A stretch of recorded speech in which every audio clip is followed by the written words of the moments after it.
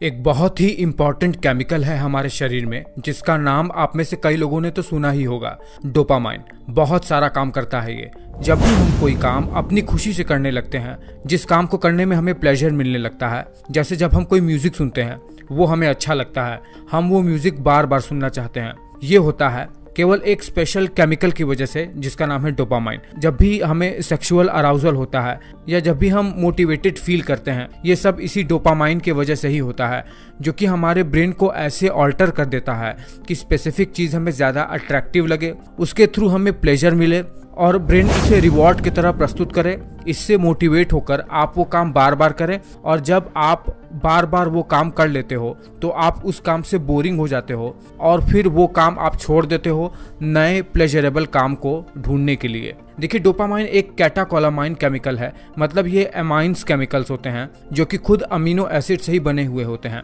देखिए, एक बहुत ही इंपॉर्टेंट अमीनो एसिड है फिनाइल एलानिन। ये फर्दर आगे कन्वर्ट होकर टायरोसिन बनाता है, टायरोसिन से आगे एल डोपा, और इसी एल डोपा से आगे बहुत सारे क्रियाओं के कारण से ये डोपामाइन केमिकल बनता है। ये डोपामाइन केमिकल दरअसल हमारे शरीर में दो तरीके से काम कर सकता है। या तो एक न्यूरोट्रांसमीटर की तरह हमारे ब्रेन में ये काम कर सकता है। जब न्यूरोट्रांसमीटर की तरह ब्रेन में ये काम करेगा तो ये न्यूरोमॉड्यूलेटर की तरह काम करेगा, मतलब ब्रेन में बाकी के न्यूरोट्रांसमीटर वाली एक्टिविटी को ये या तो ये घटा सकता है या तो बढ़ा सकता है, न्यूरोट्रांसमीटर की एक्टिविटी को मॉड्यूलेट करके, या फिर ये हार्मोन की तरह काम कर सकता है हमारे सेंट्रल नर्वस सिस्टम के अलावा पेरिफेरल टिश्यू में, जैसे हमारे किडनी में, पैनक्रियाज में और एड्रिनल ग्लैंड में भी इसका बहुत सारा रोल है। और इसका निर्माण हमारे शरीर में होता कहाँ पर है?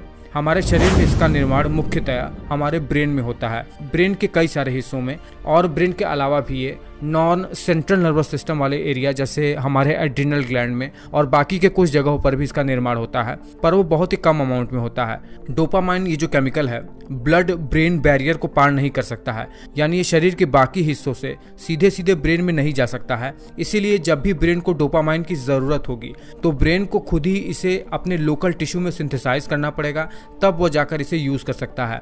बाकी के शरीर के हिस्सों से डोपामाइन कभी भी हमारे ब्रेन में नहीं जा सकता है, ब्लड ब्रेन बैरियर की वजह से। कुछ ऐसे भोजन भी हैं जिसमें डोपामाइन पाया जाता है, पर वो ब्लड ब्रेन बैरियर की वजह से कभी भी हमारे ब्रेन में नहीं पहुंच पाते हैं। डोपामाइन को डायरेक्टली इंजेक्शन के थ्रू भी हमारे ब्रेन में नहीं भेजा जा सकता है, बल्कि एल डोपा जो कि उसका प्रीकर्सर है, वो ब्लड ब्रेन बैरियर को पार कर सकता है, जो कि आगे फर्दर डोपामाइन में कन्वर्ट हो सकता है। अब चलिए आते हैं अपने मूल टॉपिक पर कि ये डोपामाइन हमारे ब्रेन में कहाँ कहाँ पर सिंथेसाइज होता है, सीक्रेट कैसे होता है, और ब्रेन में ये फंक्शन कहाँ कहाँ करता है।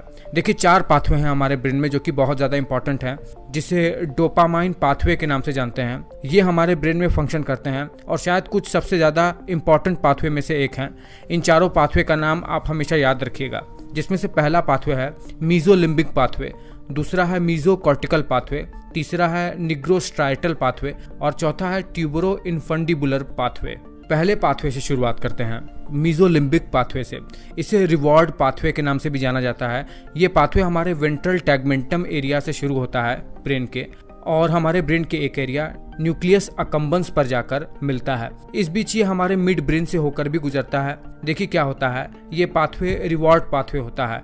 जब भी कोई चीज़ हमें प्लेजर देती है, यानी मान लीजिए जब हम कोई म्यूजिक सुनते हैं, वो हमें अच्छा लगता है, तो ये पाथवे एक्टिवेट हो जाता है और हमें रीइंफोर्स करता है वो म्यूजिक दोबारा से सुनने के लिए।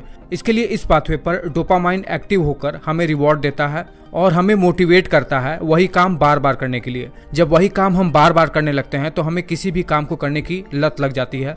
दरअसल रिवॉर्ड मतलब किसी एक्शन को करने के लिए, उसे प्रोवोक करने के लिए जो चीज़ हमें बदले में दी जाती है, उसे रिवॉर्ड कहते हैं। इस केस में हमें बदले में प्लेजर मिलता है। दूसरा पाथवे है मीजोकॉर्टिकल पाथवे। यह पाथवे पहले वाले मीजोलिम्बिक पाथवे से ही एसोसिएट होता है, और दरअसल ये इमोशनल रिस्पॉन्स, मोटिवेशन और हमारे मेंटल कॉग्निशन के लिए बहुत इंपॉर्टेंट होता है।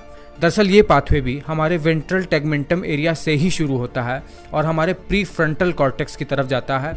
वही प्री फ्रंटल कॉर्टेक्स जिसकी वजह से हम इमेजिन कर पाते हैं, यही से हमारे सोचने समझने की शक्ति विकसित हुई होती है।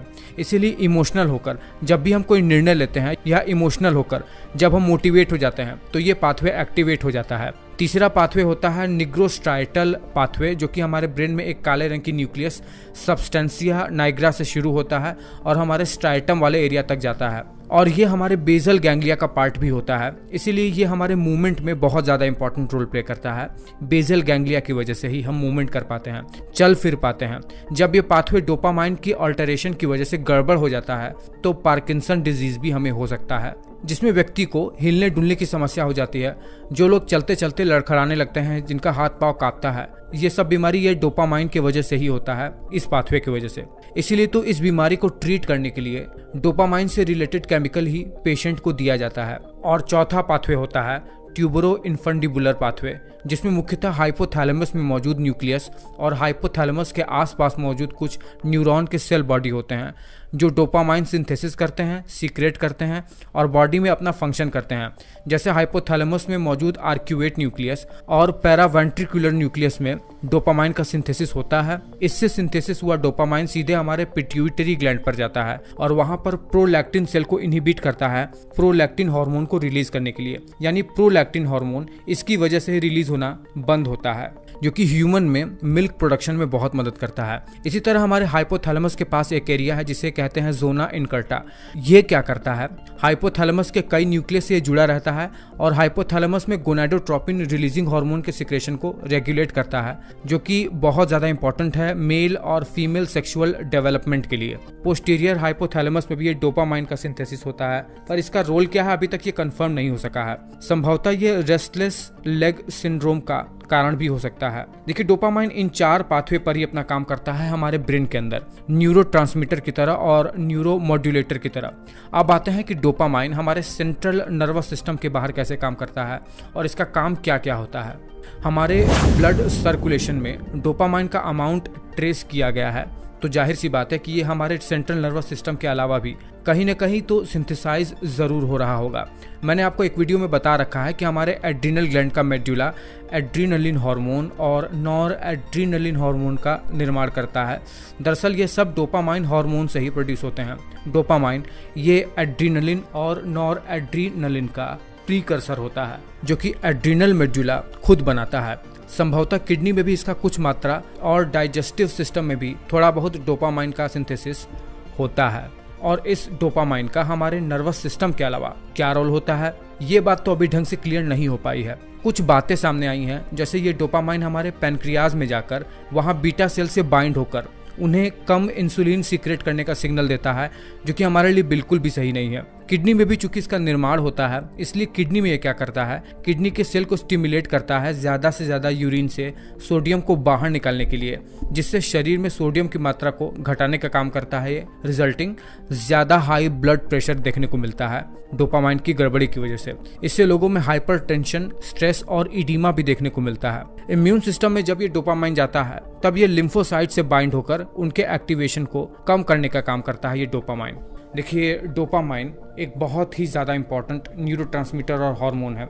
ब्रेन में तो इसका बहुत ज़्यादा इंपॉर्टेंट रोल है। मैंने आपको इसका पाथवे बता ही दिया कि कैसे ये हमें मोटिवेट करता है, कैसे ये हमें प्लेजर का सेंसेशन कराता है और कैसे ये हमारा सेक्सुअल डेवलपमेंट भी करवाता है। बहुत ही इंपॉर्टेंट रोल है इसका। इस पर एक वीडियो बनाकर इसको ढंग से तो बिल्कुल भी नहीं समझा जा सकता है। मैं प्रयास किया हूँ कि आपको ये कॉन्सेप्ट डोपामाइन का आसान से आसान भाषा में समझा सकूँ।